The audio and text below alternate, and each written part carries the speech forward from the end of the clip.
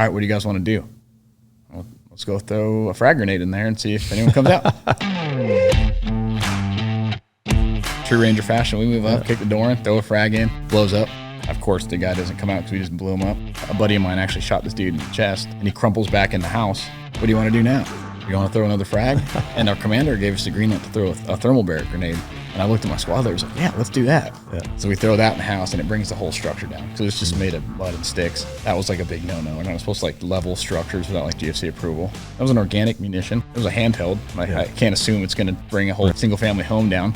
We came up with this crazy plan of, I'm going to throw a 9-banger. And while it's going off, they need to run out. So we had the Terp come up, tell them, they give us the thumbs up, throw the 9-banger, and they don't run. 9th bang goes off, small amount of silence, and then they start running.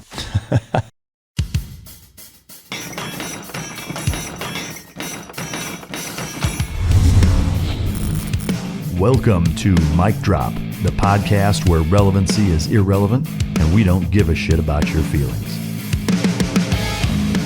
Ladies and gentlemen, as always, it's both an honor and a pleasure to welcome my next guest to the podcast. He spent 6.5 years on active duty in the Ranger Regiment, 1st Battalion. He spent 4 years on active duty as a law enforcement officer in Savannah, half of which as a canine handler, which you can bet your sweet muffin ass we are going to dive into.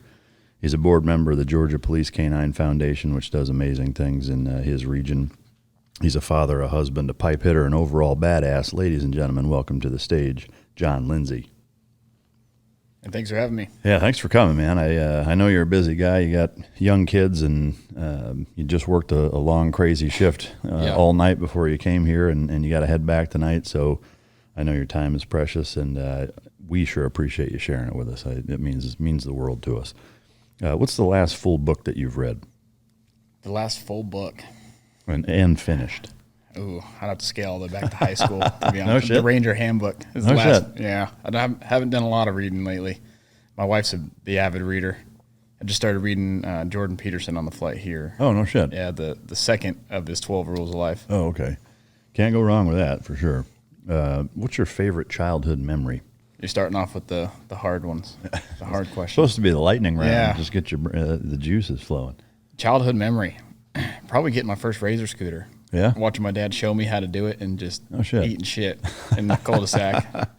So your dad tore it up, huh? Oh, yeah. Really? Yeah. That's pretty wild. What's your worst vacation story? Oh, my worst vacation story. Sorry, Mom, if you're watch this podcast. We had a detour in Kingman, Arizona. I think it's in Arizona. The booming metropolis. Yeah, it's right before you get into California. I think all that's there is a Best Western. Yeah. And we had to make a motel stop on the way home from a Laughlin trip, I believe. And toilet just overflowed terribly. So I just remember the carpet being wet. And oh shit. We had to. And I'm just a little kid, and I just thought it was hilarious. And so you're playing in it. No, hopefully I don't remember that. That's not a lasting memory. Yeah. But my stepdad would not let it go, and she. Oh really? Oh yeah. Oh shit. Yeah. Man, that's brutal. But everything worked out all right. Yeah, we survived. Yeah. What is your morning routine? I know it probably varies a little bit, but the most routine morning that you can have, say the first 3 hours, like what time you get up and what that looks like. I would say the most routine is probably the days that my wife goes to work. So she works part-time. So those are the days it's just boys' day at the house. Generally getting up about 7, throwing on Mickey Mouse Clubhouse or Bluey for Maverick and Riot to be entertained in the living room while it's time to feed the 5 dogs and get breakfast going. And it's a madhouse. I'm exhausted by 9. Yeah. Do you work out in the morning first or? No, not in the morning. Terrible habit, but me and my wife have a routine of working out together. Yeah. It's like a little bit of time we get, just us.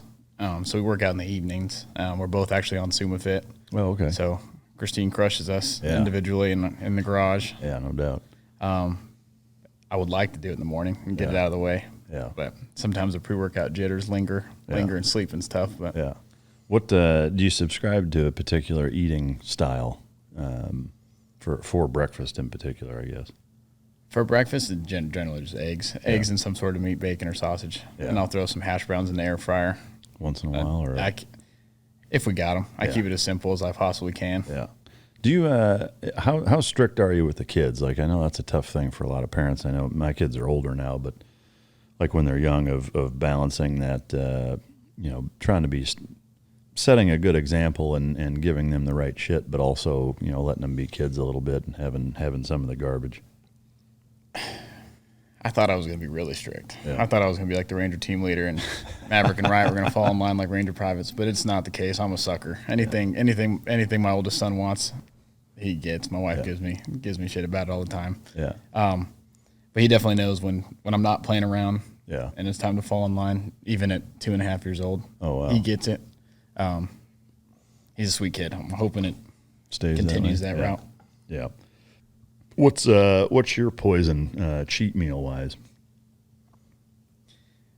Oh, well, I'm glad I'm here in Dallas because now I'm gonna get some In-N-Out today after Yeah. this. But that used to be my. It's the California go-to, right? Yeah, 10:30 in the morning for breakfast. Yeah. And then 1 o'clock in the morning before I went to work when I was in the academy in California. Yeah.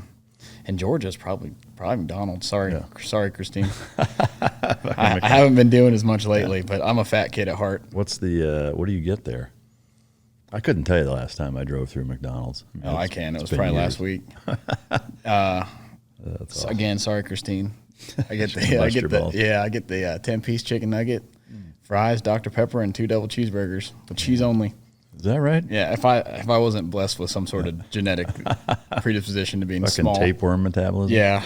Dude, that's wild, man. All right, hey guys, I want to take a second to talk about ads. And this is not an ad. This is me talking about the ads. I know that sometimes we get comments of people bitching about the ads. There's too many ads, or they're too long, or what have you. And I want to clear 2 things up, which is number one is that our team's ability to bring you guests and bring them in and the accommodations and the entire process that it takes to produce these shows to the level with which we do requires funding, and the sponsors give us an ability to bring these shows to you. So while I understand that everybody wants 0 ads and everything bunched together and what have you, this is how we bring this show to you. We're a very small team. We're very fortunate to be able to do it, but we do still have to pay bills and bring that to you. So keep that in mind. That's the first point. The second point is that I can assure you with 100%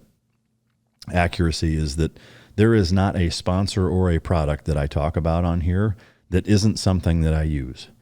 Okay, that I either regularly use or always use or have used, and I refuse to budge on that. Okay, so we get offers for sponsors regularly that get turned down because it's not stuff that I use or would use. So keep that in mind. Have a little bit of flexibility in terms of our ads, and realize that they're products that I believe in, that I stand behind, and they're what make this show possible. So if you support these advertisers, these sponsors, that is supporting the show. Thank you. What are the 2 key components for canine success? That's effective training and proper nutrition. Fueled by Team Dog brings those 2 components to your family and best friend. The perfect nutritional balance that results in a higher mental acuity, energy, overall vitality, and even an improved appearance. Every product you will find in my company's store was born from the battlefield and not from the boardroom. Let my life's work help you become your dog's hero. All right, so growing up, you grew up in California, right? It did. Tell us about your childhood experience, generally speaking. I grew up in Southern California. A lot of people ask if it's like Laguna Beach or the hills, like TV shows, and I have to explain I grew up on the north side of Orange County. A little bit of the barrio. Yeah. Is it like almost into Long Beach or Anaheim or what? Anaheim. So I grew up in Fullerton, so I border Anaheim. I can actually see like the Disneyland fireworks from my back patio up on the second deck. I like to think it was a pretty normal childhood. My parents divorced when I was pretty young, so I did like every other weekend with my dad. Had older step siblings that were my stepmom's children prior to marrying my dad. So we went from just me and my brother to the like interracial Brady Bunch. It was pretty awesome. My older siblings are half black, half white, and then my 2 oldest of those step siblings married. My brother-in-law, he's Pacific Islander, and my sister-in-law is Japanese. Oh, wow. It's like when we go out to dinner when we're... Fucking United Colors of Benetton. Yeah, whenever we go home, we get the craziest looks from waitress. Like, how did this happen? The fucking mission. That's awesome, man. Were there any things that kind of stuck out, growing up that way in maybe a less traditional family dynamic? What stood out as being like memorable moments? I think just having like a built-in like baseball team. Like there was 5 of us at any given time. If none of us had friends over or like boyfriends or girlfriends over, so we're able to like play full pickup basketball games, just us in the cul-de-sac we grew up in. So that was always cool. There was always something to do. You had like built-in best friends that were always there. Yeah. So you guys got along really well. There was never any problems. Oh, not at all. I think the only like real conflict is me and my little brother got in a fist fight in high school. Yeah. Over some chick. Yeah. He made some comment. We got in a fight at track practice. Yeah. So you ran track, huh? Yeah, not well. Yeah. But I did it. I did it in the football off season. Oh, okay. So football and track and anything else? I played baseball. I kind of got the football bug my freshman year. Looking back, I should have stuck with baseball. I got 155 pounds up until I was still. Yeah. But football was fun, so I wanted to run track and get faster to play receiver and corner, and that didn't work out too well for me because I went to junior college and joined the Army, and now I'm a police officer. So. Yeah. Well, that frame suits itself well for being in the Ranger Battalion, though. I mean, it seems like a lot of Rangers. I knew my best friend growing up was a Ranger, and he was probably 5'6", 5'7", and 145, 150 probably. Tough as fucking nails, though. I mean, he's one of the toughest guys I ever knew. You may have heard of him, actually. Matt Nyman was his name. He died in an avalanche. He went to CAG and then lost a leg in Baghdad in a helo crash, and then did a bunch of mountaineering shit and was training in Alaska 2 years ago. And him and his team died in an avalanche. But oh, wow. But, he was just a scrappy, fucking tough, just you'd have to kill him. Like, you just would never fucking give up. And he did gymnastics growing up. He's pretty athletic, but again, same kind of build. But in that family dynamic, I guess going back to that, was there initially any hesitancy on your part, like tripling your family and going into, a totally different scenario? Like, was it weird at first, or did you fall right in like, oh, this is awesome? I think I was so young that you don't really know any better. Yeah. I think it might have been different if I was 12 or 13 and kind of arguably set in your ways as a kid. But being so young, like, I'm fairly certain, if I remember right, my stepdad helped coach me in like single A, so I was at 7. Yeah. And I feel like I remember him being there at T-ball. So like, that's so young that it was just kind of like, cool. Like, you guys brought me more people to play with and hang out. Yeah. Any super impactful moments growing up that shaped either who you are or who you didn't want to be? Like, anything stand out as being momentous? Yeah, nothing like totally impactful that would like warrant the news to coverage it. But I actually got grounded for 1 week per minute I was late one time. I was 7 minutes late. No shit. Yeah. What was the circumstance? I was simply just late. I mean, like, how old were you? Where were you? I was driving, so I got you. 16 or 17. I was in high school. Yeah. 7 minutes late. Really? And my stepmom held to it. I was living with my dad full time at the time and doing my mother's every other weekend. Yeah. And I lost my phone. Other than driving to school, I was grounded for 7 weeks. Yeah. Every day of it. Wow. So now I'm never late. Yeah. Even still, huh? Yep. Yeah. Never late. Always on time. Well, I guess it worked, huh? Yeah. Got to make things count. Yeah. What when you going from graduation, high school wise, to your career path, what kind of shaped your mentality to want to join the military, and how did that shake out? At first, I didn't have any, like, it never crossed my mind to join the Army. I actually went to junior college. I was real close to finishing my associate's degree. Then I did the police academy there. It was like a part-time academy. So I was working at Fullerton PD doing like clerical stuff as a police cadet. Graduated the academy, and that completed the requirements for my associate's degree in criminal justice, which is all but useless. Yeah. I was still working at the police department in the unsworn capacity in the jail, and I was kind of bouncing the idea of the Marine Corps around. The uniforms sell you in Southern California, with Camp Pendleton being right there, and that's what all your buddies do if anyone joins. And actually had a buddy not a super close friend, but it was the first time the war in Afghanistan like personally affected me. A guy was in a close friend group with in junior high school, Christian St. Nicholas, was killed in Kandahar in 2012. He was a paratrooper with the 82nd. It kind of jolted me forward. Like it's here. It's always just been overseas. It was never, other than seeing the towers fall as a kid, it was never like that affected to me personally in my selfish worldview. Yeah. And when it finally did knock on the door, there was a SWIC guy that was a patrol cop at Fullerton, and he asked me if I knew what Rangers were, and I had no idea. So he had me look up an Option 40 contract and talk to a recruiter. I did a little bit of back and forth. They told me if I signed an airborne MP contract, I could get assigned to where the Rangers are, and I would be a Ranger. I'm glad I did not. I'm glad I did not fall for that. Classic fucking recruiter bullshit. Who knows where I'd be now if I did that? Man. But that's how I ended up. Yeah. Like opening the door for the first time recruiting office and actually doing the ASFAB and all that. Yeah. Shape wise, at that point, I mean, were you still like when you were in junior college? Were you playing baseball and or playing any sports? Like, were you in pretty good shape before you joined? I've never been like a physical specimen phenom. I've always been like the gray man. Like, I do well enough where I'm not like Cadre doesn't. Yeah. I'm not going to be the guy that if I fall out one day, Cadre is going to be like, you were at the front yesterday, and I'm not the guy at the back. I'm right in the middle, which has worked out well for me in the shittiest of situations. But I don't know. I guess being as light as I am, like running has never been too difficult. Yeah. And then the academy helped. We did a lot of running in the police academy there. It was like a non-stress academy. It was weird. It was part-time. It was Tuesdays, Thursdays, Fridays, Saturdays, and Sundays. But for the last like 20 weeks of it, it was 40 weeks long. Oh, wow. And we're doing PT 3 of those 7 days. I was still working out a little bit. Yeah. Still weighed 155 pounds. Never. Yeah. Moving that quickly is relatively easy. Yeah. All right. So you get into the Army, and assuming like physically you were in good enough shape to where it wasn't a total ball buster, it didn't set you back or anything.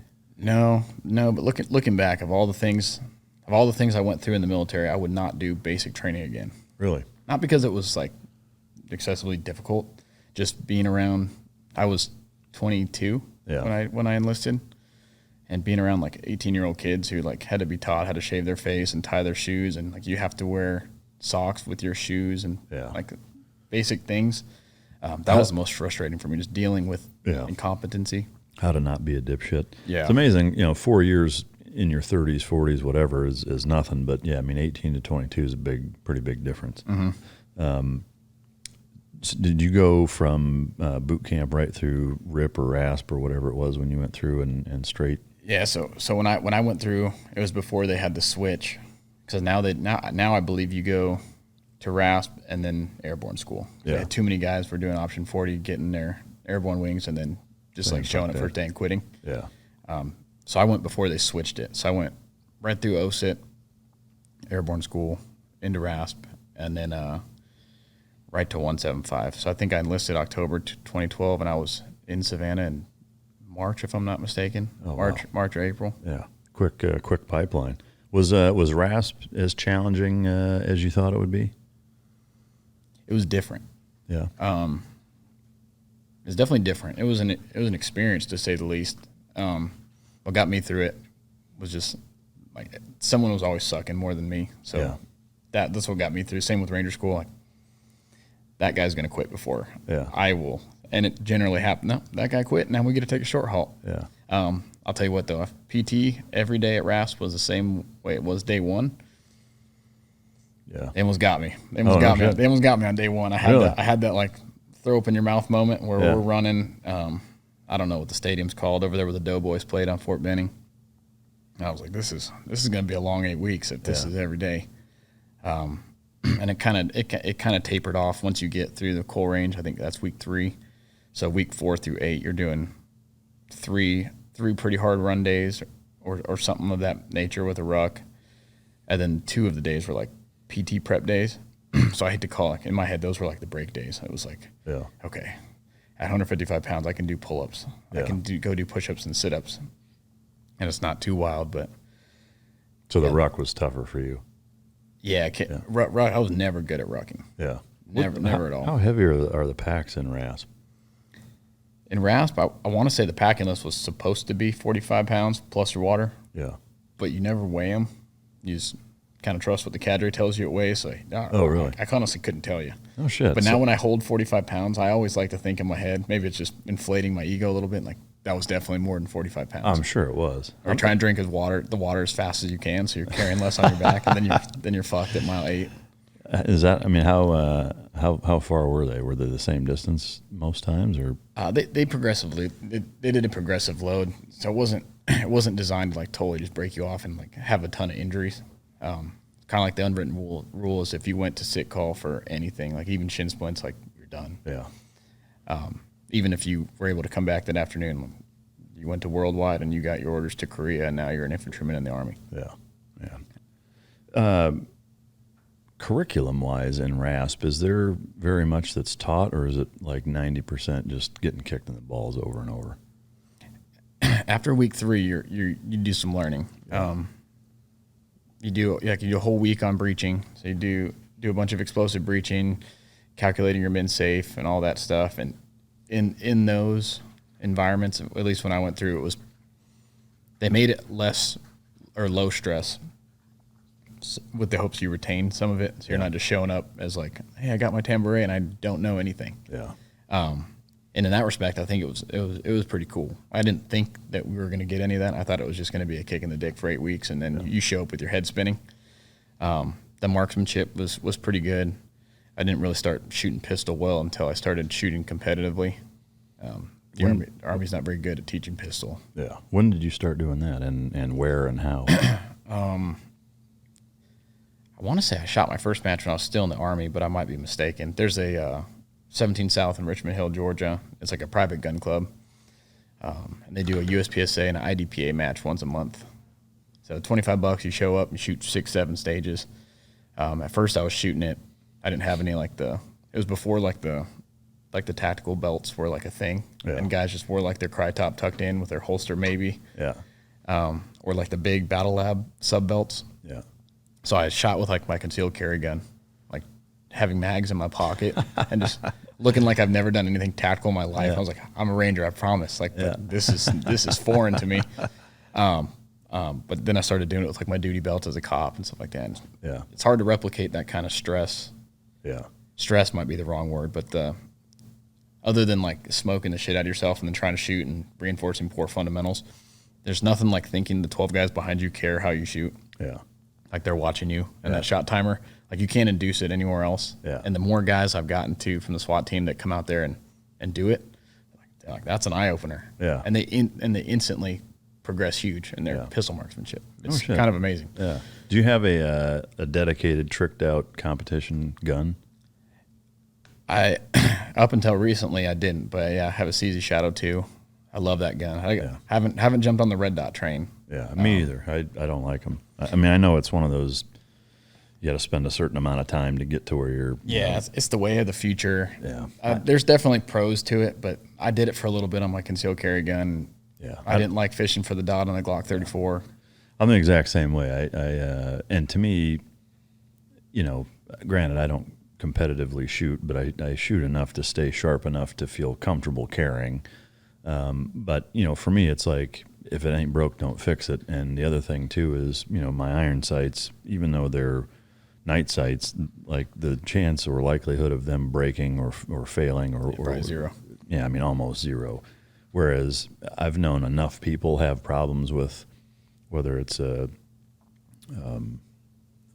like the micro, the really fucking small ones that are pretty low profile, or even big fucking red dots. I mean, there's Holo Suns. I mean, there's all different types, I guess. But I've known a lot of people that like, oh, the battery was dead when I fucking, pulled it out, and it was supposed to last a certain amount of months, and, and it doesn't. And to me, it's just like, why fuck with that, Yeah.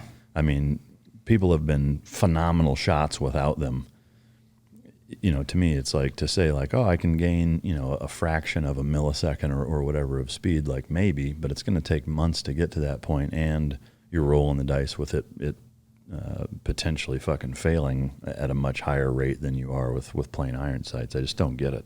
Yeah, and after Corona, it's hard to get out there and shoot a ton now. With Yeah. the ammo still up there. Yeah. All right, so going back to Ranger Battalion, so you get through R.A.S.P, you go to 1st of the 75th in Savannah at 1st Battalion. What was the experience for you like showing up, like when you first got there, expectation versus reality? And was there a difference? The expectation was weird because you have no idea. Like you can't even look up. I'm sure it's the same on SEAL teams and in the unit. Like you can't Google what like the cough looks like or where you're. I never thought it'd be lockers and squares, and that's called the cage, and it's super daunting. And you got guys that have been there 3 months longer than you, and they look different because probably stress induced, and they look like they have bags under their eyes because they.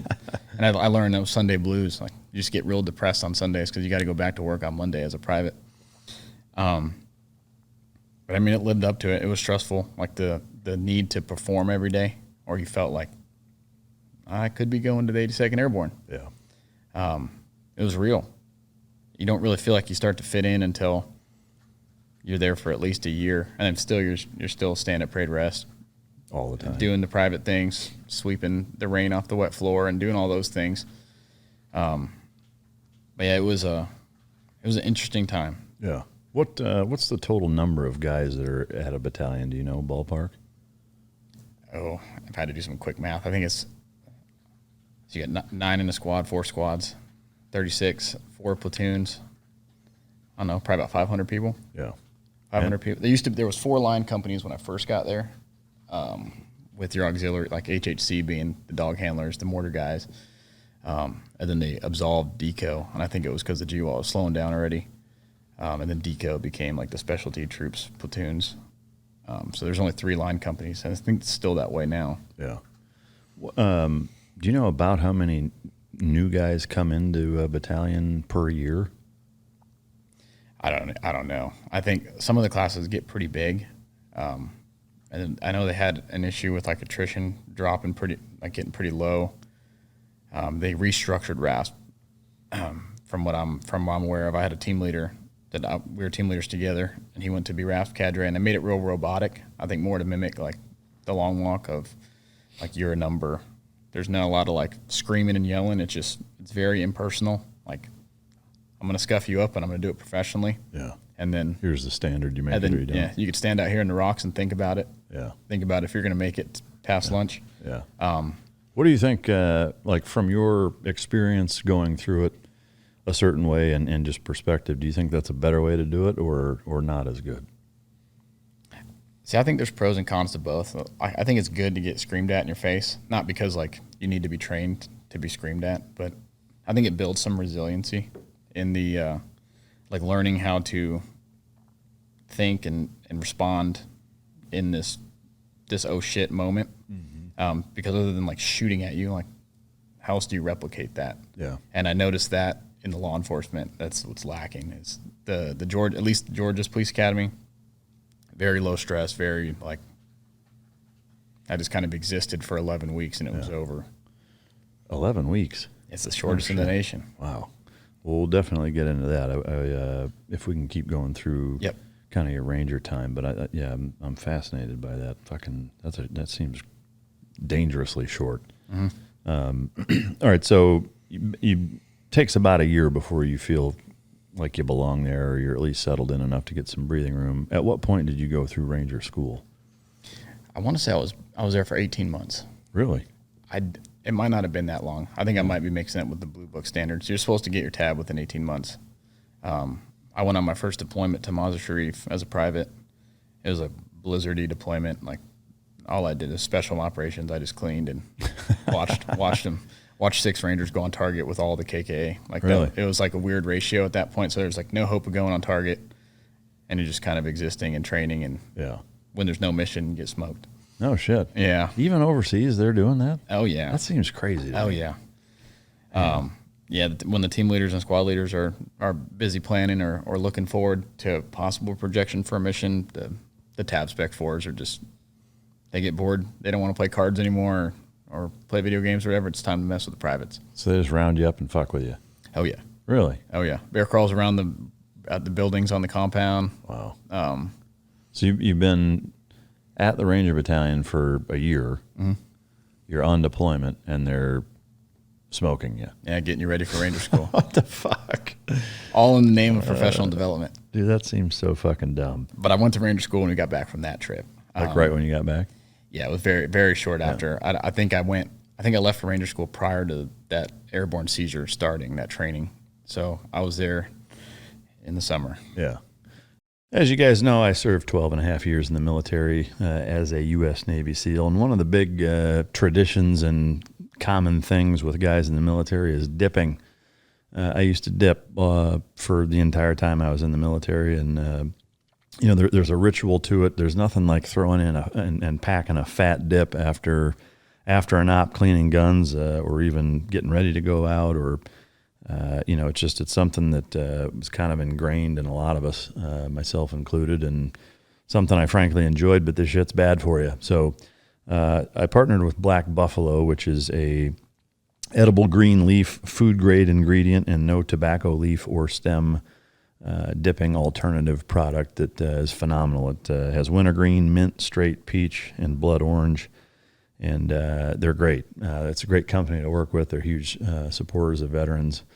And I love to be able to have the ritual of having a dip without it being a tobacco product. So if you go to blackbuffalo.com/discount/mic drop and you use the code mic drop, you get 15% off. So go check out Black Buffalo, honor your ritual, be the leader of your own herd, and get down on it.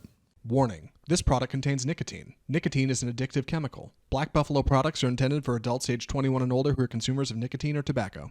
All right, guys, as you know, I'm into health and fitness and specifically how nutrition relates to it. Coffee has been a staple of mine and I think most people's for a long time. As you know, I'm a big proponent of Mudwater, which is a sponsor of this show. They have been for a while now, and we have a great partnership. I love their product. It's a phenomenal alternative to coffee. For me, coffee, there's jitters, there's mold in it. A lot of times it tends to kind of upset my stomach. But Mudwater has adaptogenic mushrooms. There's a fraction of the caffeine that coffee has. There's a little bit, but it's very, very little. And it really leans on mushrooms and the blend of matcha and chai for kind of that sustained energy that continues to go and doesn't crash the way coffee does when it runs out. They use lion's mane for alertness, cordyceps to support physical performance, chaga and reishi to support the immune system, turmeric for soreness, and cinnamon for antioxidants. I really enjoy that first cup of warm liquid in the morning by taking Mudwater instead of coffee, and I'll put just a splash of heavy cream or even some protein powder, some collagen powder, and I also throw usually a couple drops of stevia or monk fruit vanilla to make it kind of a thick, normal morning coffee ritual type of concoction. And I got to tell you, it does wonders for me, and I'm really, really glad that I switched. It's been, a better part of a year now, that I've been taking that and using that as part of my daily morning routine, and it's fantastic. I love it. I can't recommend it enough. It's 100% USDA, organic, non-GMO, gluten-free, vegan, and kosher certified, and they also donate to the Berkeley Center for Science of Psychedelics, which is groundbreaking and leading research to help veterans with PTSD and other associated illnesses and syndromes. So great cause, great company, phenomenal product. If you go to Mudwater, that's mudwtr.com/Mike to support this show and the product, and use the code MikeMud, MIKEMUD, all caps, for 15% off. That's, again, Mudwater, MUDWTR.com/Mike, and the code is MikeMud, MIKEMUD, all caps, for 15% off. Go check them out. How was Ranger School? I mean, I've had, a handful of Rangers on, and they all have their own experience, but what was it like for you? It was not what I thought it would be. There was a lot more the worst part too, arguably, is just standing around. Like being at Camp Rogers, like your RAP week, other than your like no fail tasks, like don't quit on MUV-SD, do your 12-mile, pass the PT test, all those kind of things. There's a lot of standing on the rocks, just kind of wondering what's next. And that to me was just the dumbest part, but also like one of the most excruciating parts. Yeah. You kind of just start feeling like you're wasting your time. I'm surprised there's that much standing around. I guess I've not really heard anybody mention that. It's always, it's the lack of sleep and very little food. And the standing around, that's like the first week is, I don't know what admin stuff that is to keep you awake. Like you're already starting to do your sleep deprivation, but you just have your stuff. Yeah. You can't go in the barracks. So your stuff's in the gravel pit, and you're just under this LPA, just waiting for cadre to come out and find something wrong with something, and then you're doing push-ups and sit-ups and running around again.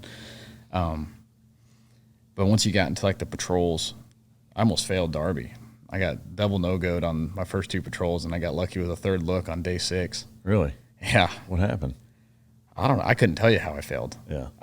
Actually, I can. Well, I guess what's the standard? Like what? No, I don't think anyone truly knows unless you're an gotcha. RI. Like, there's like your task for each job, like your squad leader. Well, Darby is patrol, platoon operations, or squad operations, sorry. So it's kind of, you do all this prep and cert for platoon level stuff. Like, I know how to be a weapon squad leader. I know how to be a line squad leader. But then you get to Darby and you got to be the ATL, BTL, but the ATL is like the PL and is briefing the op board, and you're like, oh. It's a lot of TLAs. Yeah, I wasn't ready for this. A 3-letter acronym, which is also a 3-letter acronym. Can you break down what those are for everybody, including myself? So you got like your assistant, your Alpha team leader, and then your Bravo team leader. Then you have a squad leader, if I'm not mistaken, in Darby.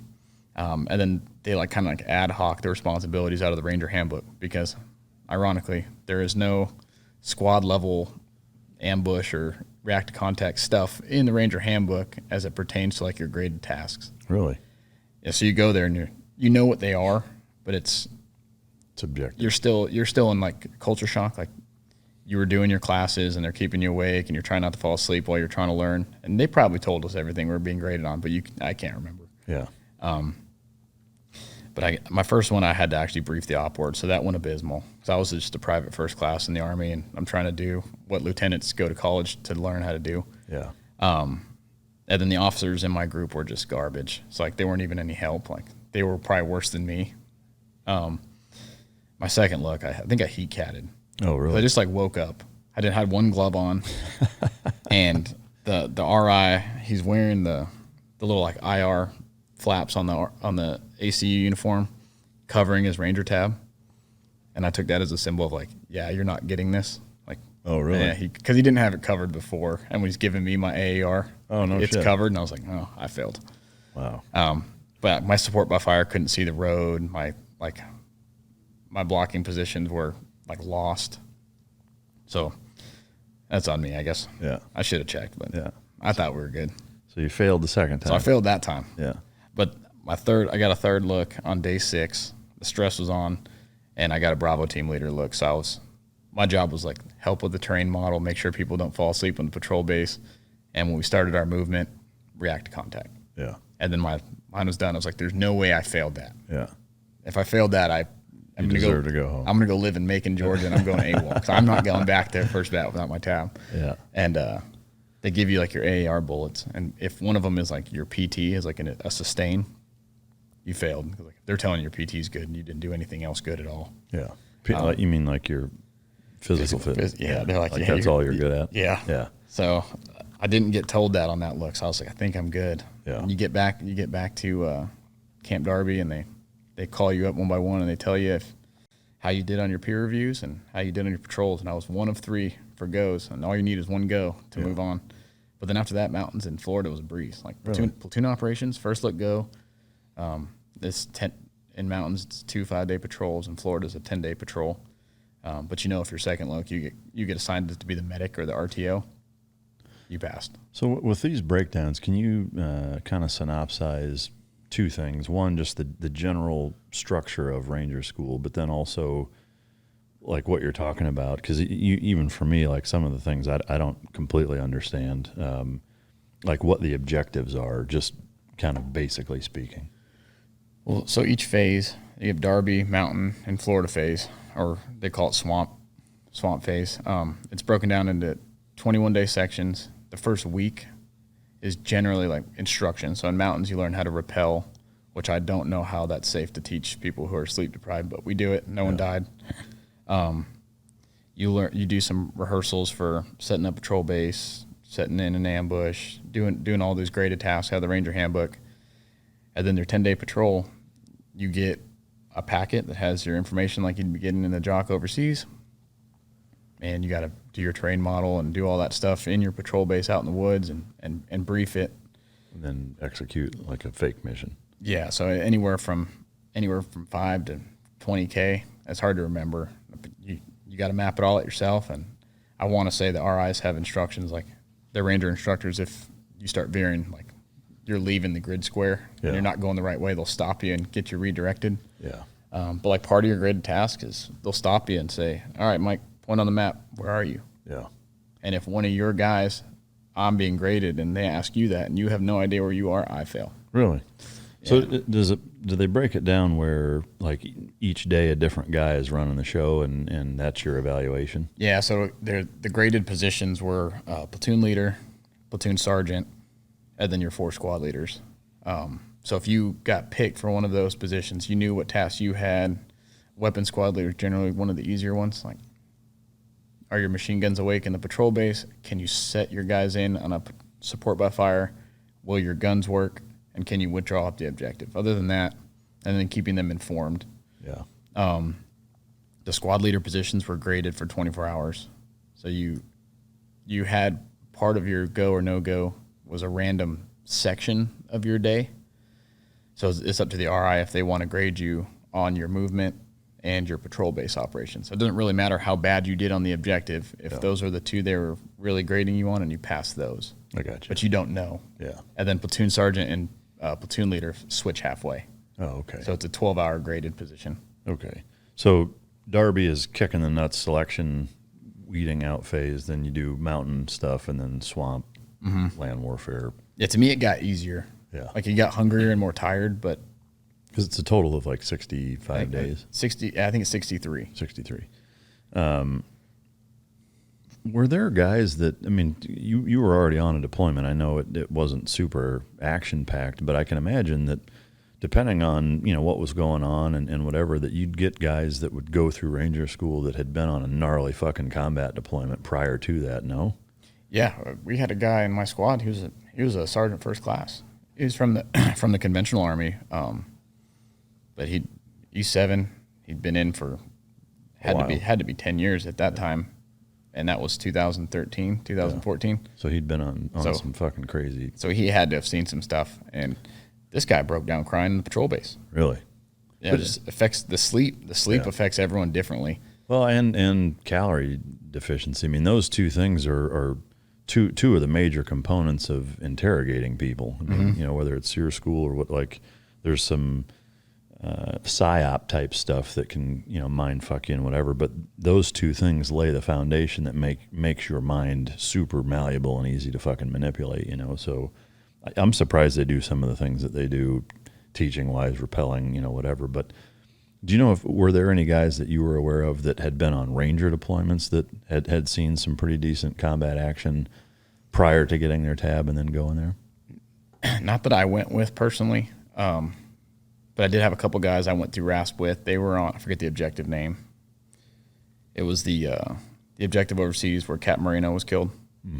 3 guys I went to R.A.S.P with were privates on that deployment. And they ended up going to Ranger School after that. So wow. They got Purple Hearts and whatever else was awarded after that objective, and seeing the things they saw, and then they're LARPing in the woods in Dahlonega. It seems kind of strange to me that it's set up that way. I mean, because there's, like in the SEAL teams, there's more of a pipeline where, like, that's just not possible. I mean, by the time you're in a SEAL platoon, like, you've got to try it and you're one of the guys. I mean, granted, you're still a new guy and going to get fucked with, but, like, there's no more selection-type training schools at that point. I almost look at it as once you finish R.A.S.P and you get your scroll and you get your tambourine, it's almost like the selection. People always want to say selection's ongoing, like you got to earn it every day, which I get it. Everyone likes their mottos, but it's almost like you're not truly in Ranger Battalion until you get your tab. Yeah. So it's almost like an internship. Like when you're a private in Ranger Bat, like you're there, like you're a Ranger, but until you get your tab, yeah, I feel like you technically, by definition, are still in selection, yeah. even though Ranger School is not part of Ranger Regiment. Okay, well, that makes sense. Because, yeah, I mean, I guess the thing that's kind of confusing is guys from the conventional Army will go through Ranger School, get a Ranger tab, but, some people are like, yeah, I'm a Ranger. Like, no, you're not. Yeah, well, you got guys that you can be in the conventional Army, go to Ranger School, be an E4 or an E5 with your Ranger tab, and then decide you want to go to Ranger Battalion. So we had one guy, he was kind of an anomaly. He was in 3rd Ranger Bat, left for whatever reason, and then was going back through to go back. But you got guys that are from the conventional Army that are coming to Ranger Battalion, and maybe they already have their tab. So it puts them in an interesting predicament when they get to their battalion. We call them imports. And they definitely are treated a little differently at first until you kind of like earn your spot. Yeah. But you show up as an E5 from the conventional Army with your tab, the only slotted position for you is a team leader. And you may have no idea. That seems inefficient. It can be. Or I guess dangerous almost to me, like not ideal. I think it depends on the individual. Yeah. Like the transplant being the individual, not like the squad or platoon. Yeah. But some guys came in and were shit hot and picked it up right away. Other guys that took time to figure it out. Yeah. Because when you're drinking from the fire hose as a private, you're kind of expected to fuck up every now and again. Yeah. It's different when you're now leading at least 3 people underneath you that also have no idea what they're going on because they just got here. Yeah. Is there anything that stands out for the entire being an Army Ranger experience that was not what you expected or super surprising? Nothing was super surprising. I was thinking about this today on the flight, actually, like the pros and cons of like leadership in Ranger Battalion, like how it is like an ongoing selection. So you don't fit in or you don't conform. You're gone. There's not that unique leadership challenge that like the conventional Army might have to tackle where this guy just ain't it, but there's nowhere to send him. Like you're my guy. I got to figure you out. Yeah. Ranger Bat kind of has, and this varies from commander and platoon sergeant to platoon sergeant, of like if you don't agree with it or you don't like it this way, then we don't want you. You can leave. And I feel like I'll say we lost a lot of good people that wouldn't re-enlist at that first pivotal re-enlistment simply because like the sergeant major pipeline in Ranger Bat wasn't for them. Yeah. Like that's why I got out, is I wanted to continue to be a dog handler, and I got told I have to be a staff sergeant and have to be a squad leader. Yeah. So I left. Wow. Did you find that there was a lot of competition inter-battalion wise, like 1st, 2nd, 3rd? Like, is it competitive? Or, I mean, because with the SEAL teams, it's interesting because, like, on the West Coast, there's 4 SEAL teams that are within, you could throw a fucking baseball from one team to the next, whereas with the battalions, they're so scattered. Like, is that not really as much of a thing? I didn't think so. Yeah.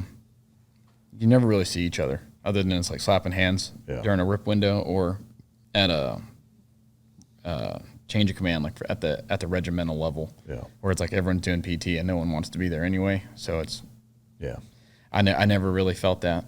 And then when I got to do stuff with the other battalion's dog handlers at like joint stuff, it was always fun. Like there's no dick measuring or like our battalion's better. There's the jokes like my dog's nuts are bigger than yours. Yeah, wasn't a whole lot of that. Yeah. So getting into that, you go through Ranger School, you come back, so now you have your tab. Did you notice a shift in terms of how you were viewed now that you were a tabbed guy with a deployment? It's weird because you come back and you're immediately. I actually hadn't been in the Army long enough to get automatically promoted to E4, so I wore specialist rank because that's what you're supposed to do. But I was on paper a PFC with a Ranger tab. Yeah. And you show up and you got guys who are E4s, maybe have been in the Army a little longer than you because they went to SOPC to try and be a Green Beret and failed, and you had the option to go to R.A.S.P. I have to stand at parade rest when they talk to you. And you secretly in your head, you're like, I still have no idea what's going on, but it's okay. Do push-ups. Like, I'll just fake it till I make it. Yeah. So that was unique. And then I shifted from being a saw gunner as a tab in a line squad to being a machine gun team leader. So that was a little bit of a shift. That was the first time I had like responsibility over two younger Rangers' lives. Yeah. So that was definitely a huge difference. Yeah. When was your next deployment after you'd gone through Ranger School? The next one was in 2016. We had a pretty big lull. BCO we missed the rotation. The war was winding down a little bit. We got not stuck, it was fun, but we got sent to Germany for a month. So that was like my forward rotation as a machine gun team leader. We did some like joint training with the Italian Rangers and German Rangers, and those guys were all super cool. Did some weird like daytime exhibition. We wore our nods and stuff just to show these generals from everywhere like what it looks like. And we had our comms hooked up to PA system. It was the craziest thing. So we're infilling on like an Osprey and running through like the field with my nods like spread open. But there's generals and bleachers. I tripped and ate shit right in front of them. So that was a weird trip. Yeah. But it was that was like my first time like taking my guys and letting them drink the night before, then waking them up at 5 a.m. for a surprise rock run or something like that. Like I got to be that guy. I was a fire breather as a corporal. I toned it down when I became a sergeant. Yeah. It's exhausting being that way. Yeah, that's classic. So then you deployed in 2016. Yeah, 2016 we got the Bagram rotation. So we were like the strike force platoons. 2 platoons from BCO went.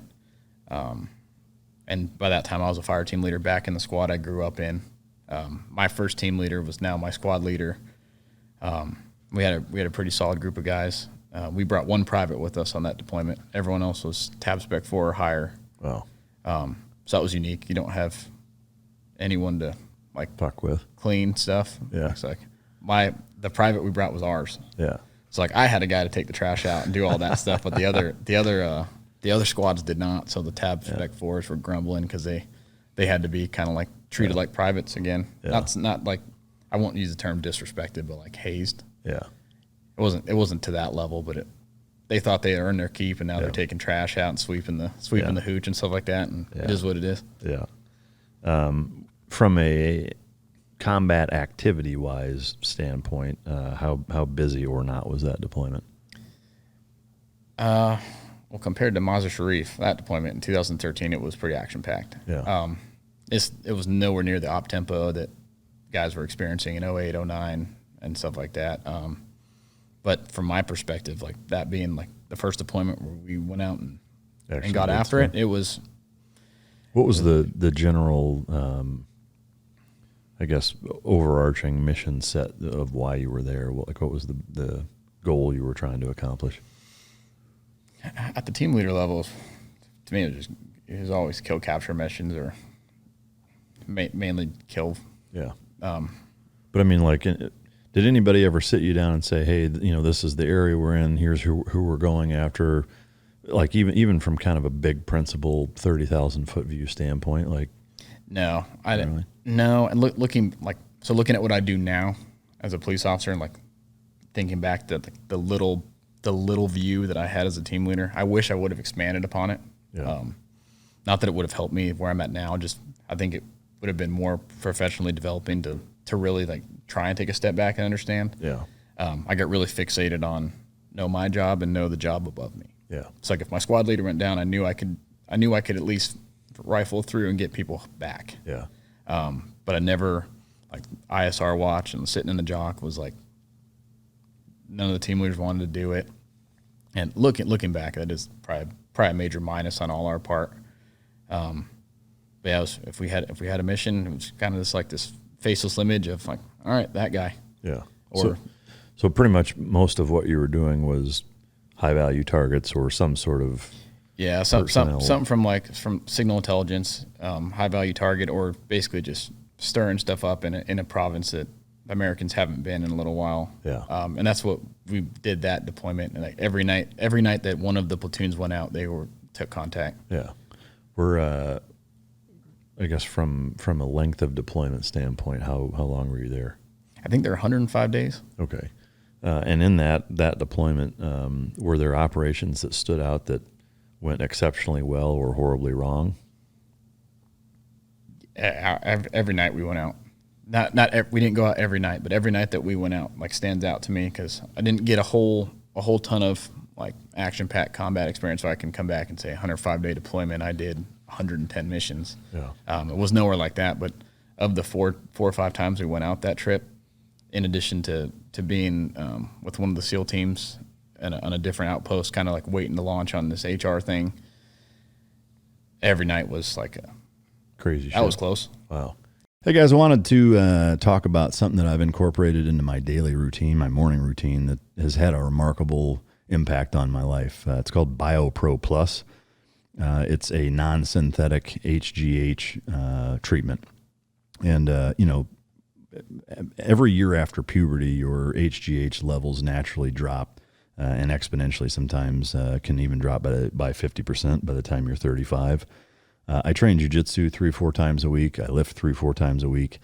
And BioPro Plus, without question, enhances my ability to train more days per week, harder, recover faster, enhance performance. I cannot say enough good things about this product. I've been taking it for a few months. It's remarkable, and I will continue to do so. If you want to, perform better, look better, feel better, I can't stress it enough. I've tried BioPro Plus, and I encourage you to go to bioproteintech.com. And if you want to get $30 off your first order, use the code MikeDrop, MIKEDROP. And again, that's bioproteintech.com. I cannot stress enough, this stuff has been a game changer for me as I've gotten older. I want to take a second to talk about something near and dear to my heart, and that is a staunch supporter of this podcast, which is Bub's Naturals. The hat sitting in front of me here on our coffee table here in the studio belonged to Glenn Doherty. His nickname was Bub. I did 2 platoons with him, and his childhood best friend and another colleague of theirs, Sean is the best friend, TJ is their colleague, started Bub's Naturals, which is a collagen and MCT oil company in Bub's or Glenn's honor. And, for me, it's an absolute honor to be sponsored by and working with a company that, was started in the honor of one of my closest friends and a guy that I went to war with. And, the Bub's brand is not only super quality, collagen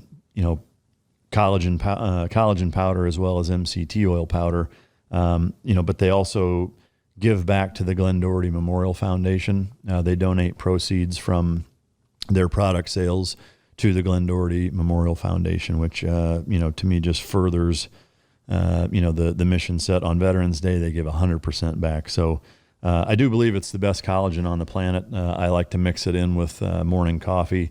The MCT oil powder, the same thing.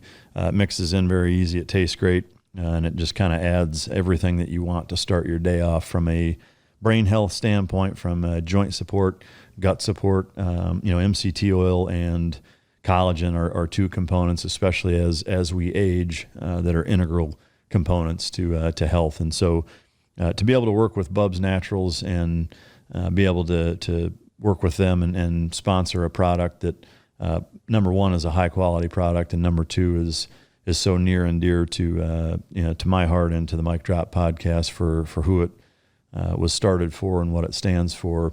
It's just it's an amazing place to be. So it is Whole30 approved. It's sports certified, so you're not going to run into any problems with that. And I will say that right now they're offering 20% 20% off if you go to bubsnaturals.com and use the Mike Drop code. So I really highly encourage you to try it out, incorporate it into your day-to-day for joint health, for brain health, for cognition, for gut health, and to support an amazing organization that does a lot of things in Glenn Bub's honor. So go to bubsnaturals.com. Mic drop is the code, 20% off. Can you tell us any of the stories of what you did?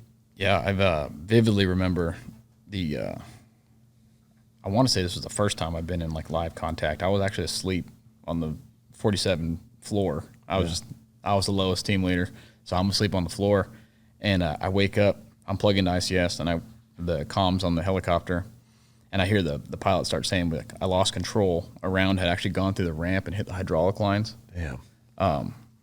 And before that, I remember I had like kind of like buzzing away to a second round of the miniguns going off, which I thought was weird. Like they test fired and then they're shooting again. Yeah. Well, turns out we were in a gunfight in the air, and nobody knew. Or you didn't know. Yeah, because I'm asleep. So I wake up and I just hear I lost control. So ignorance is bliss. I just unplug. Yeah. I don't need to hear it. Yeah. If we're gonna die, I'll just die. I don't want to listen to my demise. We ended up just having a hard landing. Couldn't get the ramp down. I remember seeing my squad leader, or the weapons squad leader at the time, like trying to pull security with his M4 out of the back of the ramp. And I don't know how far we had flown from being in contact, and actually had a buddy that was in the jock. He ended up being the vet tech. He said he was watching it and actually saw an RPG round go through, like, ended up going through a rotor blade and didn't detonate. Wow. But he's like, I don't know how you all didn't die. Yeah. So we finally get the ramp down, dump fuel. We had 2 SEAL liaisons out with us that were like, what the heck is going on? The other bird that didn't take as much damage was circling above our heads. And finally we dump a little bit of fuel and we get back to Sharana, and I'm watching the 160th guys patch the blades and bullet holes with tape, or 100-mile-an-hour tape. And then we needed 5 volunteers to fly back to Bagram on that bird, just in case it went down or they had to land for a security team. And of course, being the lowest team leader, I'm mapping the earth back at sunrise in this 47 that just got shot up. Damn. That I just listened to the pilot say I can't control it. I'm surprised. I mean, it could still fly. Yeah, we got back. We were literally like, I had been told what mapping the earth was, but I'd never done it in a helicopter, at least to that extent, like in training where they do it, and they're like at the treetop level, and you're still pretty high off the ground proper. But over there, when you're flying and you're having to raise elevation to go over mud hut walls and then dipping down into compounds, and you can look through the window and see Holy shit. people waking up. So you're like less than 50 feet above the ground in a lot of cases. Yeah, it was a wild ride. Yeah. And the sun's up too, so you're like, damn, you're still you're riding high a little bit, but you're also crashing from the adrenaline from 6-7 hours ago where you took that initial contact. I remember we had 2 professors got kidnapped by, I want to say it was the Taliban. Taliban or Al-Qaeda, but they kidnapped from the University of Kabul. And this was about to be my very first mission. We're on the 47 to go rescue these guys. And the president stood us down for Silver Squadron to get blown out of Virginia Beach to come over. So 72 hours later, they ended up actioning the target, and the guys were gone. Man. I think one of them got recovered like 2 years later. Wow. I couldn't imagine I would start like chopping myself in the neck to like die. Yeah. Man, that's horrible. Do you know, I mean, do you have any idea why they stood you guys down and had Silver Squadron come over and do it? I don't know. My understanding, it was a presidential call. Like our president or Our president. Really? Because we were... So, I mean, that would have been Trump at that time? In 2016? Or was he Was not that in Trump? there? I think that was Obama. Okay. Yeah, I guess technically Trump didn't come in until January of 17. Yeah, so. I think that was Obama, because that was the same deployment. We had the government shutdown too, so we're over there not getting paid. But I remember like we briefed it. We got on the 47s, and I'm looking at my squad leader. He's like, "You ready to go?" I was like, "Let's do it." Just like anything else, we're just, instead of just everyone in there is bad, we got to find the good guy. Yeah. And I think we cleared the actual Bagram fence, and then I felt the 47 start turning around. They said we got stood down. Yeah, that's a fucking wild ride. Any other of the other few times that you went out on that deployment, any significant gunfights? Yeah, we had one. This is probably the most. This is the closest I've been personally to dying I think it was like divine intervention this night. We walked about 5-6K. After the helicopter had got shot down, 160th did not want to go within like audible distance of targets. So we were doing not quite an offset, but I mean 6-7K, you can still hear the bird. So we're walking, the ICOM chatter is going up, the walkie-talkies. We start getting to target, and we're still doing a slow and deliberate movement to contact, and I'm moving up to a building, and our dog at the time, Iris, she actually indicates to a pressure plate in this breach that was supposed to be the target compound. Luckily, right as I was getting close to, I would have been far within, been safe, and could have been totally fucked up. But confirmed my love of the dogs. Yeah. And kind of like, yes, that's what I want to go do. Yeah. And then we ended up getting in a small gunfight. Not myself. I was on a security position, and a buddy of mine actually shot this dude in the chest, and he crumples back in the house. And they kind of gave us like all right, what do you guys want to do? Well, let's go throw a frag grenade in there and see if anyone comes out. So true Ranger fashion, we move up, kick the door in, throw a frag in, blows up. Of course, the guy doesn't come out because we just blew him up. What do you want to do now? You want to throw another frag? And our commander gave us the green light to throw a thermal barrack grenade. And I looked at my squad leader, was like, yeah, let's do that. Yeah. So we throw that in the house, and it brings the whole structure down because it's just made of mud and sticks. So that was like a big no-no. We're not supposed to like level structures without like GFC approval. Yeah. That was an organic munition. Like it was a handheld. Like I can't assume it's going to bring a whole single family home down. Yeah. But that one team leader's round was effective. He was dead in the door with an RPG next to him. And then we ended up moving on to another compound right behind it. The KK, the Afghan like Special Operations Commando guys, led in, and we ended up taking machine gun fire from in the house. And two of them somehow continued clearing instead of breaking contact and dealing with what we had. Ended up in the building, like adjacent to where this guy is barricaded with a machine gun. Yeah. Just kind of like flagging us with their guns. So I remember getting in a shouting match with the guy that doesn't speak English as I'm telling him to stop pointing his gun at me or I'm going to shoot him. And my platoon sergeant had to come like give me that tactile, like grab my arm, like, you need to calm down or I'm going to have to pull you out. And I was like, what do you mean? He goes, you're yelling. I was like, he's pointing his gun at me. Like, I'm going to shoot him before this guy does. Yeah. Came back to reality. We came up with this crazy plan of I'm going to throw a 9-banger. And while it's going off, they need to run out. So we had the Terp come up, tell them. They give us the thumbs up. We throw the 9-banger, and they don't run. 9th bang goes off, small amount of silence, and then they start running. So we're up at the breach, and my squad leader started shooting over the wall, goes cold. I get up in the wall, start shooting, and I can feel the machine gun fire like ripping through the gate. Mm-hmm. I can feel like the adobe coming off the wall. And I can't even see the muzzle flash from this gun. So I'm just kind of shooting into the dark into this house. And they run out. And I don't know if they prayed an extra time that day. Ran right through this barrage of gunfire. One of them had a hole through his sling, his backpack, and his shirt. He hit his nods off the crossbar of the gate coming through. So while machine gun fire is going off, hits the crossbar, bounces back, and then walks out. And then looks at me. And I'm holding him. I was like, are you good? Good. Okay, there's no way. And right as they go past us, me and the other team leader, a good buddy of mine, is standing next to me. We just hear ting, ting, ting. We both looked at each other and boom, big old flash. But I didn't feel any pain. And we look at each other through our tubes, and we both look down to make sure we still have our legs. I'm still convinced the guy didn't screw his blasting cap into his frag grenade enough when he threw it out of the house, because it must have hit and broke off. We didn't stay a look and see if there was a frag body on the ground, but I don't know what else that would have been. Yeah. Dude, that's crazy, man.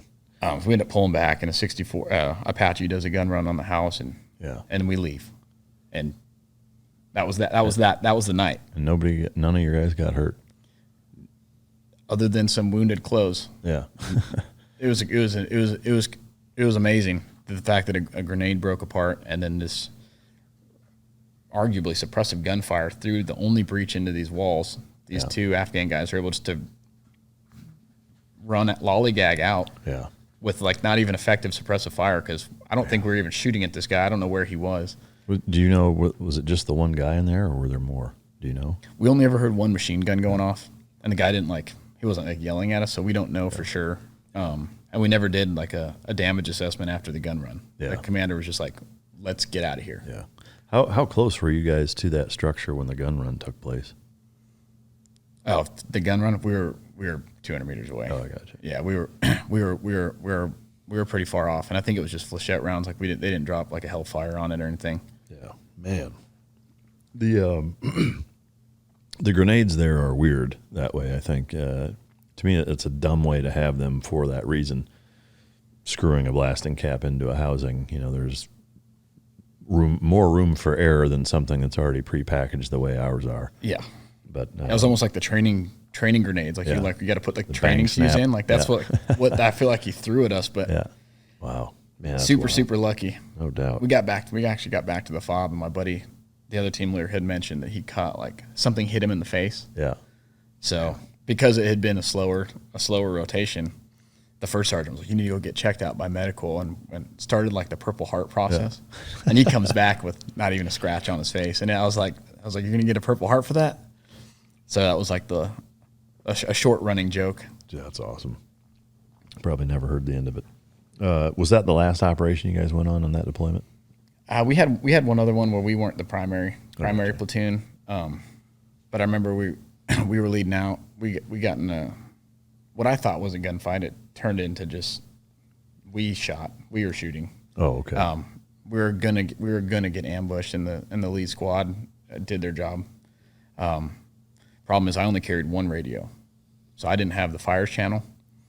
So as we're clearing through and we're waiting, I guess they called in for an Apache to do a gun run on the position they shot these guys, and I didn't know it was coming. So I have this cliff above me, and I hear what to me sounds like could be like a saw on the ridge, like opening up on us. Yeah. So I hit the deck and jump in this hole, bust my shin open, and I thought I'm dying, and it was our helicopter. Yeah. Oh, it's fucking classic, man. Yeah, so I made it a point in the future to Be very aware of, like, you have a communicator close to me, or be like my squad leader with his fires radio, like, hey, there's a gun run coming. No doubt. On that entire deployment, did you guys have any guys get hurt significant enough to be sent home? No, we didn't. We were very lucky. The only casualty we had was a KKA platoon sergeant. He was actually killed. He was super squared away. He was like the Afghan equivalent of like what you'd expect, like the salty like Ranger platoon sergeant to be like. Yeah. When the KKA guys were at the range. He was cracking. If they weren't zeroing their gun within 10 rounds, like and shooting tight grips, he was on their ass. Yeah. And it was a similar situation to what we had when my platoon was on target, where the bullets started going, and all of a sudden there's like guys in a building, and other guys are not in the building, and you're trying to like count your dudes. They were short one, and it was he got shot and was in there, and the platoon was able to rescue him and get him out, but he didn't make it. No. Yeah. So you go home from that deployment. How long were you home before your next phase of getting into dogs and all that? So for a week. Oh shit. Yeah.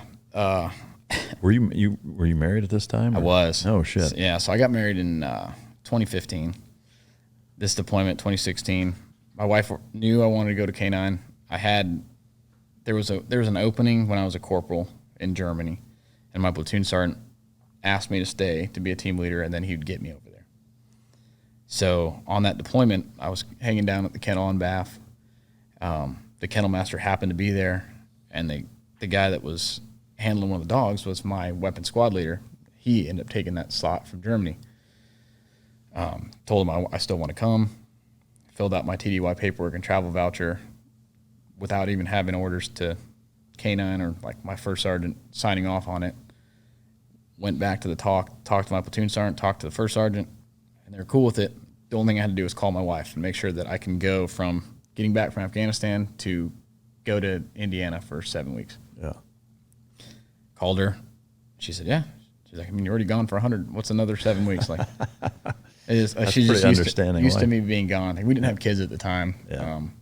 And she's awesome. Like, she's always supported everything I want to do, like, in a blink of an eye. Like, even coming out here. Like, hey, I know it's my first day off.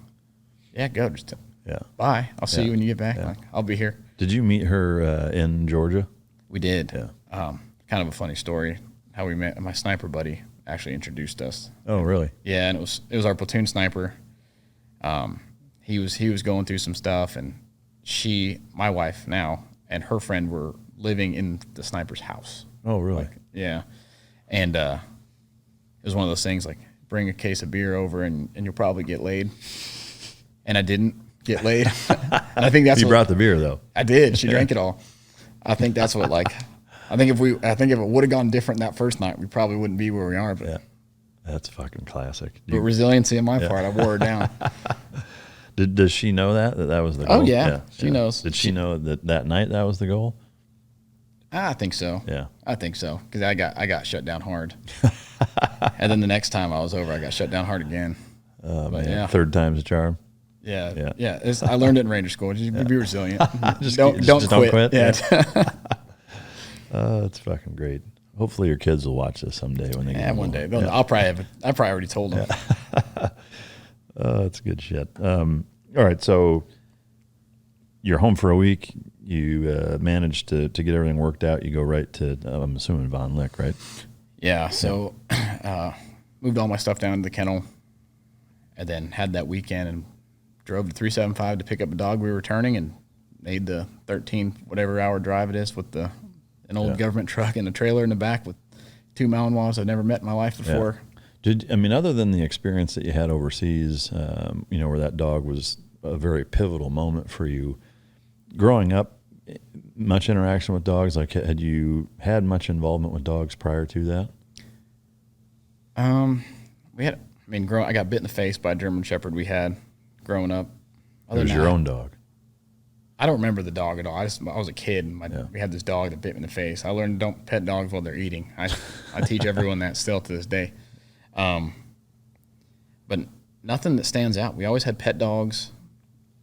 No, I had a pretty close bond with this husky we rescued. But other than that, I tried to be that annoying weird police cadet with the police canine handlers at the department. Looking back now, I know I was probably super annoying and but I thought I was trying to do the right thing. Look at this nerd wants to pet my dog again. But at the time, I thought that was if I build this resume, if I caught this many dogs, people will care. Yeah. But no, getting the Ranger bat and hearing as a private this dog Blondie do this crazy cackle scream before coming to hunt for me in this dark building while I'm just standing in the corner shitless in a bite suit, just hoping not to get bit in the hand or the face, was awesome. Yeah. And I was like, it's got to be way cooler being on the other side. Yeah. Getting to scare everybody that way. Yeah. All right, so you make it up to Indiana for handler school. You got two Malinois. Were you bringing one for somebody else, or? We were actually returning both of them. Oh, okay. We were returning both of those dogs, and we got it was me, 2 guys from 175, a guy from 375, and 2 275 handlers amongst a bunch of Green Beret guys in our class too. It was all special operations guys, or were there police canine guys at that? So the way Von Lick Kennels was doing it at the time was there was a SOCOM, I don't know what they labeled it as, SOCOM or SOC class or whatever, that was Green Berets and Rangers. They had a concurrent or slightly off schedule, but at the same time police class going on. And then for whatever reason, the MARSOC guys had their own. Yeah. So I don't know why the MARSOC guys were, maybe that's just how the Marine Corps worked their contract. Yeah. But everyone had green dogs for that. And then turns out one of the third group dudes that was there as a prior handler was just going through the course again because they were getting another dog. Yeah. What dog did you get assigned first? I got assigned Benny. I knew going in that he was not going to be my dog, which is kind of deflating. I was super excited. This dog shot out of the kennel when when Kenny brings you over and goes, "This is your dog," opens the gate, and you still don't have any idea what you're doing. You just stuck a couple thermometers in some test dogs' butts to learn about medical stuff, and you still don't know anything. And this dog jumps out, and was hooked. Yeah. That dog was awesome. Why was he not your dog? I think just the way 175's kennel, we had enough dogs for the MTO stuff, just not enough handlers. And 375 needed a dog, but needed more dogs, but didn't need enough handlers. So if one guy there, 2 dogs are going to 375. Okay. So basically you were putting Benny through handler school, then he was going to 375. Yeah. And you were going back to one where there was already a dog that had been through a Yeah. handler. Okay. Yeah. So I had Benny. We went through the basic handler course. Get all attached, and then you got to see him go. Oh, super. I mean, he ended up, we'll get to it. He ends up getting killed on target. But I got Benny's tattooed on my chest. Like that dog, like just the 7 weeks I had with that dog, like that kind of like solidified the fire. Like this is what I want to do forever. Man. I used to carry him around like a baby. Like he was like a big like shepherd mal mix. He had to be 85 pounds. Yeah. And the trainer up there, Bobby, he'd always, you can't love that dog that much. You can't do that stuff. And I was like, hey, it'll be all right. He still bites hard and still finds bombs. Like it'll be okay. Yeah. Was he? Do you know about how old he was when you went through with him? I want to say he was 2. 2. I think all the dogs were right around 18 to 24 months. Yeah. Do you know what happened? So he went to 375. Do you know the operation he was on when he was? I do actually. I got a little bit of closure. No, I'll call it closure. Yeah. I watched the ISR footage. Oh wow. I think I was out already. So I remember I got the phone call. I was in the police academy. That was a long drive home. Yeah. Man. Wasn't the first and wasn't going to be the last time shed tears over a dog. But I got the call, and a lot of the handlers that I was in the kennel with, I just went over there. Whenever they pulled it up, showed me, he did his job, scored a chase, and the guy ended up having a gun, and he started shooting. So Rangers had a shot back, and the dog ended up getting shot. But in the day, everyone went home. Yeah. Which is ultimately the goal, it sounds morbid to say, but well, yeah, I mean that's certainly a question that I hear or see get asked a lot. I mean, even people ask me, from the time I was a trainer, like, you're training these dogs to go into situations that they're not completely aware of the amount of danger they're going into. And I don't agree that they're completely naive to the fact. I mean, I'd be curious to ask you the same question or ask if you think the same, is that, to me, that you can see a tangible difference in the dog's behavior training versus not. And I also don't think that they're completely naive. They may not understand to the depths that we do of the danger that they're in, but I don't see them viewing it completely as training either, No, I think we're on the same page. I think when it comes to like detection, it's like we just tricked, especially for explosive dogs. Like, there's no way for them to comprehend what they're looking for. Like, I'm glad I'll never handle an explosive dog again in my life. When it comes to the bite work stuff, like, yeah, they know the fucking drill. I mean, well, and especially for anyone that's had that dog like bite someone for real versus even if you haven't, like the guys that have had set up a realistic training scenario on a hidden sleeve or a rubber arm or done like a carpet bite, and they see the dog's like physical demeanor is totally different. Oh yeah, when they're biting that way versus when they're biting a suit, and it's this is how we do it, and this is a fun game. Yeah, I mean, I can tell you from having been bit for real versus without a suit by a dog that was fucking angry versus being in a suit and whatever. There's a stark contrast in the way that the dog behaves, and it's something that you can for sure feel. But anyway, so I guess going back to Benny, so that was after you got out. But so Benny goes to 375. You go back to 175 and now get your first dog. Yeah, we had I want to say it was 3 weeks. We were back for 3 weeks from BOK, then we go back to Fort Benning for like the Ranger Advanced Canine Handler course, where the dogs were up there at Fort Benning already with the regimental trainer, Merritt Royal, doing the initial laser training, helicopter, like neutrality, some gunfire stuff, and like charging the clicker. And then we go up there to join the dogs to basically start the progression over at a faster tempo. So now we see it, and they're just kind of getting polished up. And that's where Witty was. That was the dog that my former squad leader was handling. He's actually lives at my house now. The world's loudest Malinois on the planet. He is so it's like it's not quite sharp because it's not like an aggressive reaction, but he just has to be loud at everything. Yeah. Which arguably is not a good dog for an assault force.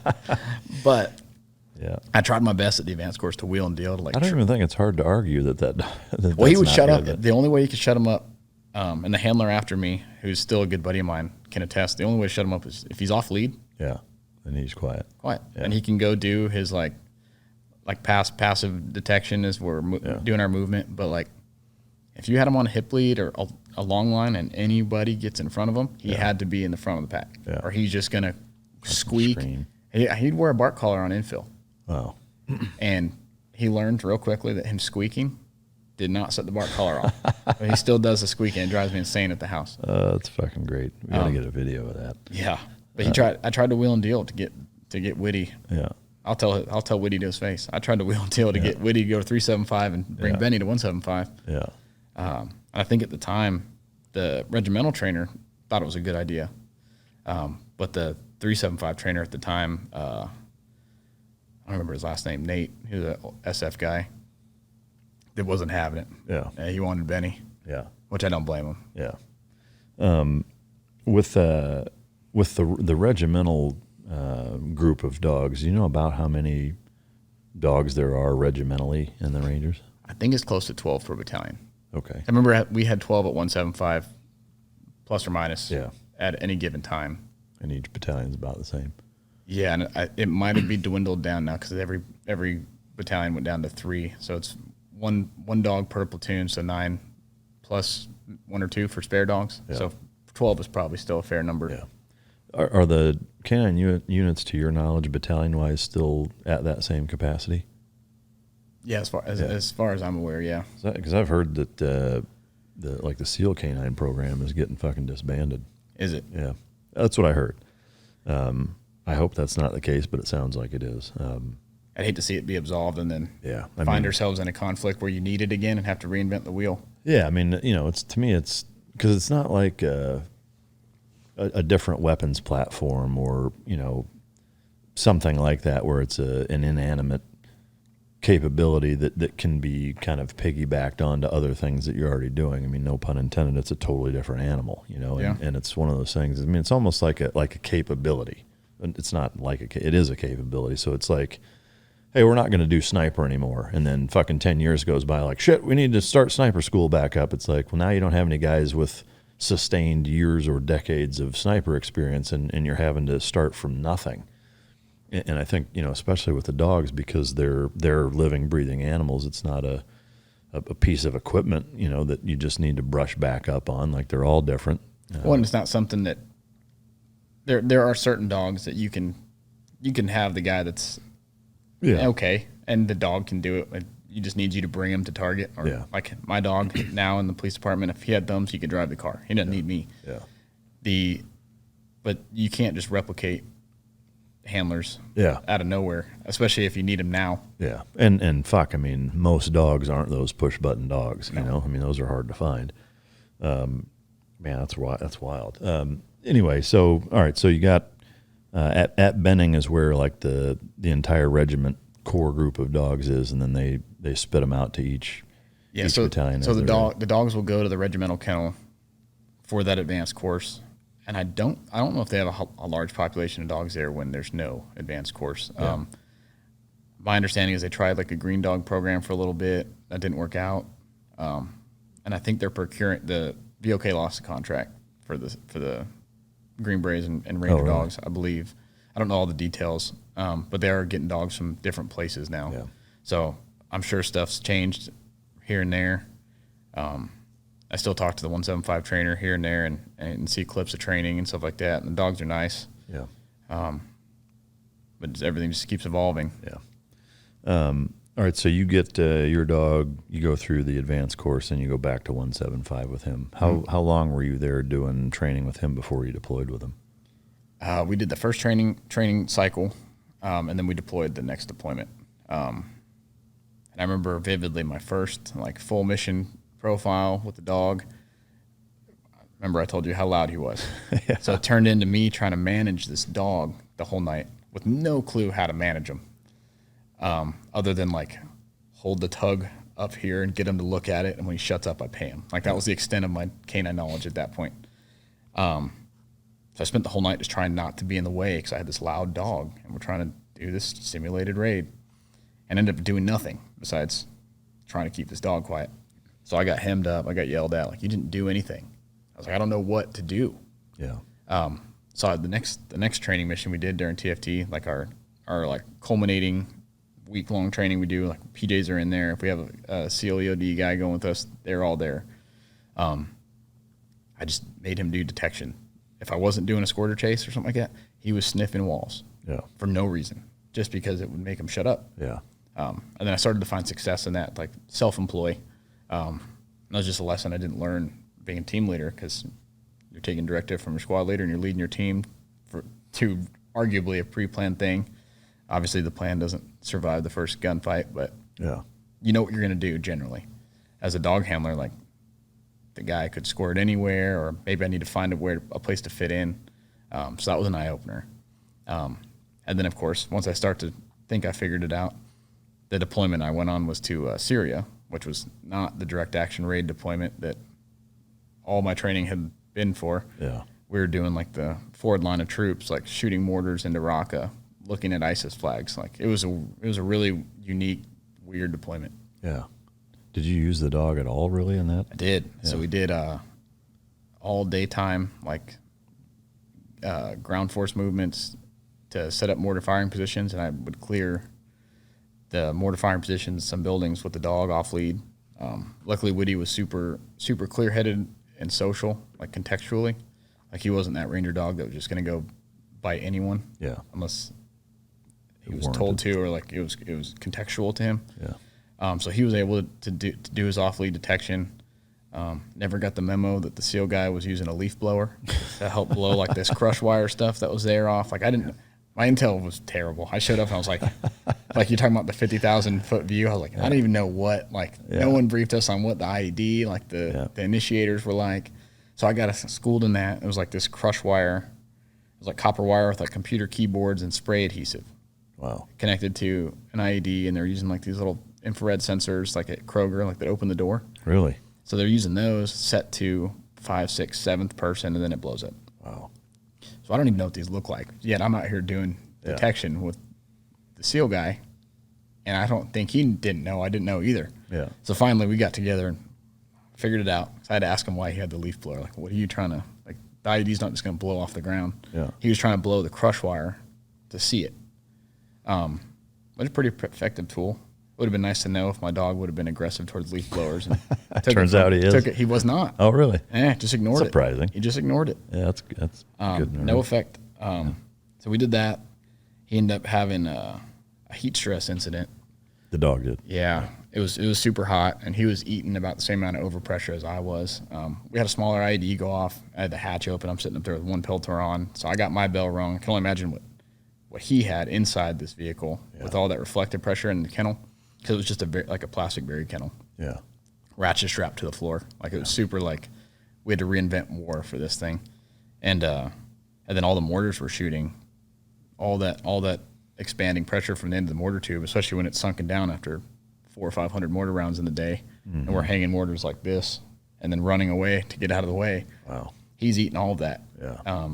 So between that and the heat, he ended up basically just throwing up coagulated blood and then diarrhea, blood all over the place. Man. Ended up getting medevaced with. I thought he was going to die. It almost sounds like not blast lung, but like overpressure internal issues if there's blood involved. I mean, because that's not usually from dehydration, no? I couldn't tell you. Yeah. It was weird. So we get to Baghdad at the cache. It was like a level 2 cache, I think. And they had a National Guard vet there with no vet equipment. So it was just like a check the block. Like, we have the person, but we didn't bring any of the equipment. So we're doing all the ultrasound and blood work stuff on human machines, and she's having to like do the math to see what's normal. And there's no vet tech. So I'm up every 45 minutes with the ICU nurses to do vitals and administer Dilaudid and lactated ringer, and you're just laying there in the corner. Wow. So I'm sleeping on the floor with them. I was there for about a week. And after about 9 or 10 bags of lactated ringer and a whole lot of Dilaudid. He starts walking around on his own. He pees for the first time. And then I get into like my own little chew, and I have my flight book back to Syria to continue with the deployment. And he just diarrhea blood all over the floor again. Man. So I'm running across the embassy with Witty in my arms, and he's dripping blood behind me, and I'm running back in there, and they're like, he's not good. They get me on a C-130 to Military Working Dog Europe, and I shit you not, the humidity changed, environment changed, and he shit solid. Really? In the grass. Wow. In, what is that, launch stool? Yeah. Like And immediately? Within a day and a half. Yeah. Wow. They did vitals at the Military Working Dog. They said take him back to the room, just like monitor him. We'll do like this canned GI food, and all of a sudden, solid shit. And I had 5 days now in Germany with another handler. His dog was killed a week prior on target, so he came back with me just in case we had to be in like the ICU, and a handler had to be there 24/7. Yeah. And so we look at each other and we're like, what do we do? So we called and got a rental car, and I fucking went and hung out in Germany. yeah, we went to France. Oh, really? Yeah, so we told them we needed a car that could fit a kennel, right? Because I had to be able to take the dog to appointments. Yeah. I'm not in the Army now, so I can't get in trouble. So we had this Alfa Romero, this like $50,000 no way. SUV, like the Ford Flex version of it. Yeah. And we shoved this kennel that was too big for it, so it jacked up the top a little bit. We put Witty in there, and we went to, I'm going to pronounce it wrong, but it's spelled bitch, France. Yeah. So we took Witty there, and we're eating potato pancakes. Witty's under the table, sitting there like he's a pet dog. We took sightseeing. I got pictures of him in France, and he's just walking around. Dude, that's fucking the best shit ever. I love it. You gotta make something good out of that. I know it. I mean, yeah. I mean, take advantage of the deal you have. It doesn't make sense to just sit there with your thumb in your ass. No. Did they run any like internal parasite test wise? Was everything fine that way? They didn't do any internal parasite tests. What I mentioned was weird about it is 6 months after, so fully recovered. He's with a new handler now. I'm still in the kennel. I kind of shifted to the operations NCO, and I was like coordinating training with the civilian trainer and handling the spare dogs because I knew I was getting out. I had left to go do police dog trainer school. I went up to Shallow Creek for 12 weeks, and that was right as I was transitioning away from Witty. So with me gone, he started doing it again, throwing up blood, like the stress from me being gone, which is really strange. And he did it the whole time I was gone. When I came back, Oh wow. fine. Huh. And then I don't know if it was just a smoother transition now that I was back and my buddy John was handling him now, and then I was out of the Army, and he was like, "Oh, new dad now. It's fine." Yeah. But yeah, me being gone, people were texting me saying he's diarrhea falling and he's apart. throwing up, like it's crazy. Dude, that's wild. On that deployment, after you fucked around in France, did you go back to Syria or back to Baghdad? No, we went from Working Dog Europe back to The States? Yeah, it was like 20 days before the end of deployment. It was Oh, okay. It was pretty. Were there any operations that you took him on that stand out other than the leaf blower stuff? Like, did he get any bites or anything? No. That trip was super weird. Like, it was like the unit guys had single purpose dogs there. Like that was where I met Bill Shively for the first time, and I ended up doing probably about 3 or 4 weeks of training with him. We're just doing like Pat Nolan directionals with these Chesapeake Bay retrievers. Yeah. And like it was cool. It was awesome. And then I got Witty, who's so like not doing anything other than like doing some off lead, using the laser a lot, like sending him out at dusk to get him away from us to do detection on the way back to me. Yeah. Like I'm having to work through like he's aggressing buried hides now, like because he's like we haven't done bite work in a long time, and so I'm fixing that while Bill's out here. Like he's got me with a whistle, and these dogs are like remote control dogs, and I was like, I wish I had something like this the whole time. Yeah. I could have stood on top of the vehicle and done it. Was that the only deployment you did with the dog at Ranger? Yeah, that was the only forward deployment I did. The next one I would have done, I was kind of torn. Like I wanted to go on another trip, but I was also kind of like Witty having those issues, And then knowing I was getting out, like I was for sure getting out. Like they weren't going to let me stay in the kennel. I did not want to go to the like staff sergeant at school and be a squad leader of humans again. Yeah. So my kennel master at the time, super awesome. Like this is what you want to do.